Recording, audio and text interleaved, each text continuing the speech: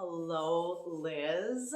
Core bracing video. So again, such an integral part of what you're going to be doing is as you're hiking is you're going to be building strength in your whole body, but you want that pelvic floor happy and supported.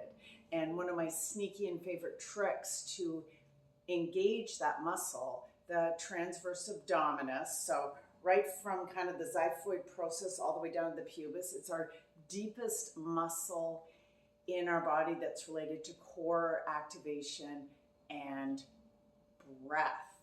So this is a great reminder too to be breathing as well as engaging in your core. And my number one way to activate it is by clearing my throat. And if you're not quite sure, you can put your hand there. If you want to put your hand kind of here to feel that bracing, you will feel some of your pelvic floor muscles engage. And all you do is clear your throat. You feel an automatic tightening. And you can breathe through that quite comfortably and kind of hold that in place. Doing a dead bug. Hope that, yeah, that's a good idea. So coming in for a dead bug, where you have your knees 90 degrees, your elbows 90 degrees, and you'll feel your tailbone pull in a little bit as well. When you do that, your back goes neutral and you have your shoulders down and the back of your head down and your pelvic floor down. Or not your pelvic floor, your pelvis, back of your pelvis. And now your back is grounded. There's lots of sensory awareness with the central nervous system. And we cough. Feel that difference. That is a core bracing exercise, a dead bug number one. Another exercise you can do, sometimes we call this the McGill sit-up after Stuart McGill, amazing back surgeon, therapist, all things extraordinaire. It's actually from Canada, yay.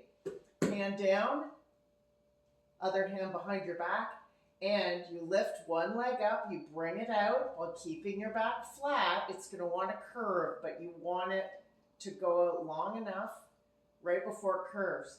And you just lift your head off the ground slightly, looking up at the ceiling with another hand on the floor, or out here, but I like it here.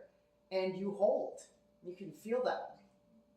Okay? Of course, we're breathing, right? And it's always nice too to do a little bit of a rotation there, kind of getting awareness right in between. Another way to do core bracing, again, is a glute bridge. So pressing into your heels to activate that posterior muscle line, all the muscles on the back of your body. And tilting that tailbone, clearing your throat, activate and lift. One of my favorites. Another one I do like to do as well is Canadian. It's a canoe. You could call it whatever you want. And you bring out your legs and your arms and you come behind. But the trick with this one, Liz, is you want to make sure that back doesn't have that natural arch. So it's very normal to have that. But you want to keep that back pressed in for core bracing. So you're not going to go as far, but press. You can even put a hand down or leg down for that matter. Be a partial canoe. Be a kayak. Reaching back. Okay.